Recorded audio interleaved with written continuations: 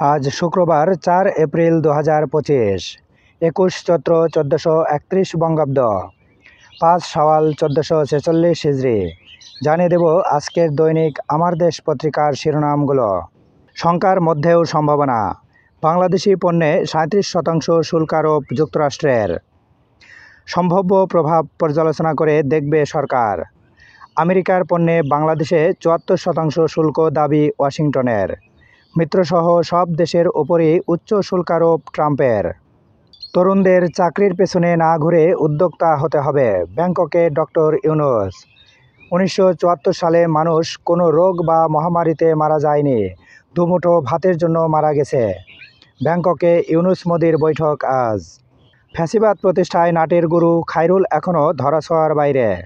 Nature সাময়িকীতে ৩ বিজ্ঞানীর বিশ্লেষণ। Super শিয়ার ভূমিকম্প আঘাত হেনেছিল মিয়ানমারে, ঘটে বিরল বিস্ফোরণ। নাগরিক কমিটির ঘোষণা, বিএনপির দলীয় কোন্দলে ৮ মাসে নিহত ৭০। প্রধান উপদেষ্টার আশা, যুক্তরাষ্ট্রের সঙ্গে আলোচনার শুল্ক ইস্যু সমাধান হবে। প্রতিদিন দৈনিক পত্রিকাগুলোর শিরোনাম জানতে লাইক, কমেন্ট এবং সাবস্ক্রাইব করুন। আমেরিকার পণ্য আমদানি, গড় শুল্ক ৭৪%-এর দাবি কতটা সঠিক?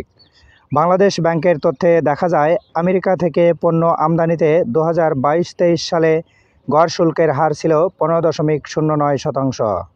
মাধবকুণ্ড জলপ্রপাতে পর্যটকের ঢল, ঈদের ছুটি, পর্যটক সংশ্লিষ্টদের মুখে হাসি, আলোকচিত্রীরাও ব্যস্ত সময় পার করছেন।